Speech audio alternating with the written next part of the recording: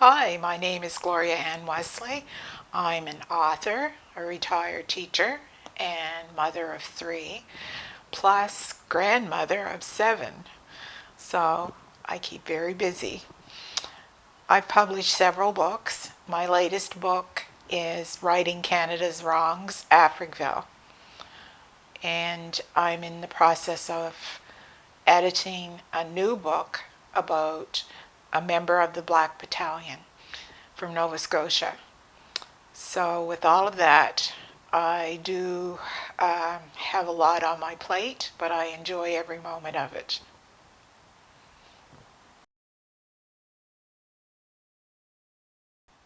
Think of a scene as one of many building blocks used to build your story.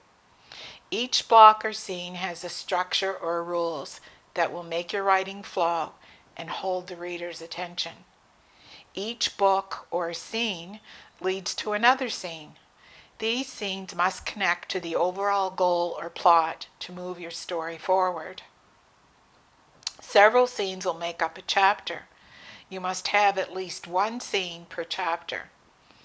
It may only be one word or one sentence, but it still counts as a scene. What you should think about? Well, start with the overall long-term story goal of your hero or main character. It must be clear-cut and specific. A long-term goal lets the reader know what your hero hopes to obtain or achieve. For example, your main character could be a young girl, let's call her Leah, and Leah's long-term goal is to compete in a snowboarding competition. Once the goal is determined, it calls for placing obstacles or situations and villains between your hero and the attainment of her goal. By creating many obstacles, you set the reader up for the story question. The story question is a very important motivating part of your novel. So let's say the question for Leah is, will she make it into the competition? So how to begin?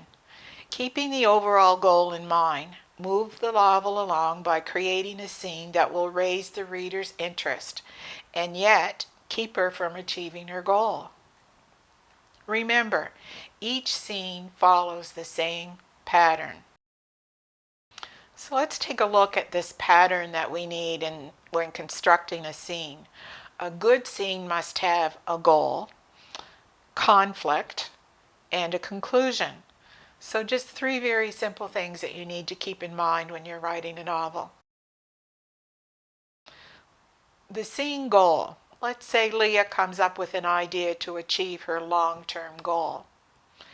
We are going to write a scene that shows where she decides to enroll in a course to improve her skills, to try out for a sport on the local snowboarding team. So it might go like this.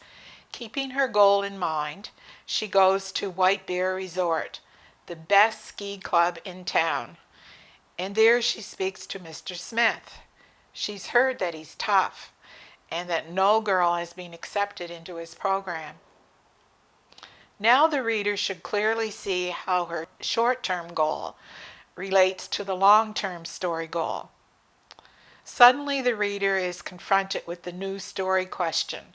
Will she be allowed to enroll?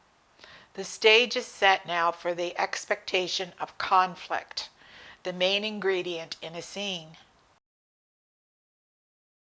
The writer creates conflict by placing the character in a certain place and time. The focus is on the character's problem. So we will look at her reactions, her emotions, her choices, and the decisions she makes in this scene. One way to do this is to have lots of bold dialogue, plunging the reader into a conversation between Leah and Mr. Smith that is immediately compelling. The dialogue must be believable, and it must be presented moment by moment. This involves the give and take between the characters.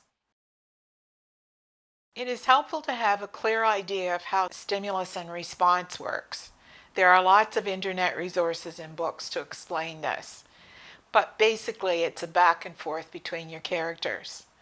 The reader watches Mr. Smith and Leah argue, counterpunch, voice objections as she rationalizes her answers to his objections. The scene should create a sharp spike in tension and in anticipation. The action can be compared to a match where the main character is continually confronted and must immediately respond over and over again. It is good to describe gestures and facial expressions to help the reader imagine what is happening. Conflict will make up about 98% of the scene.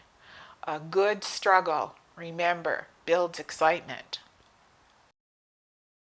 Okay, we've looked at two elements of building the scene. One was making sure you have the long-term goal and how your scene will connect to that long-term goal. The second thing was conflict. And the final thing is the scene ending.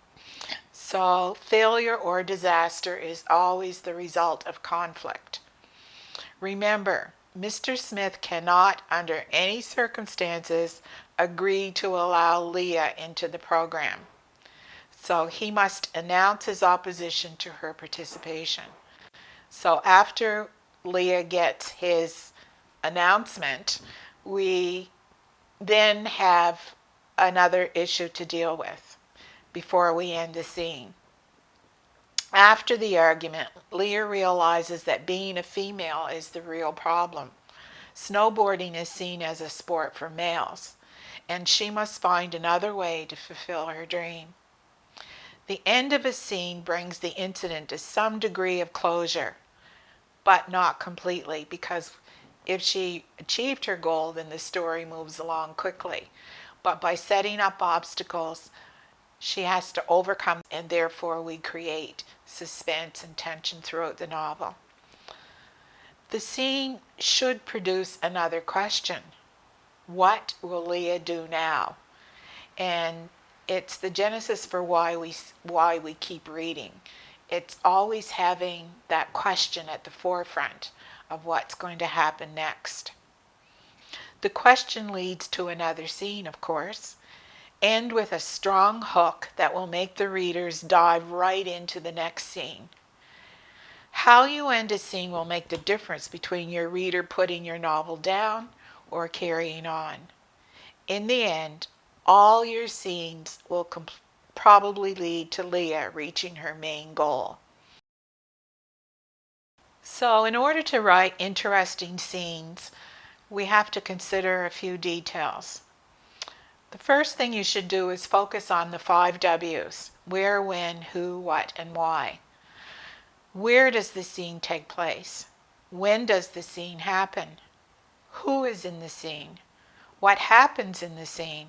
And why do characters behave as they do? To answer all of these questions, of course, it's important to always connect to the character's main goal for the story. Whatever she is doing is because of the main goal. These questions are important and help to drive the story. Use your 5 senses to write interesting, effective descriptions. What can your character see? What is your character tasting? What smells and sounds does your character experience? What does your character feel?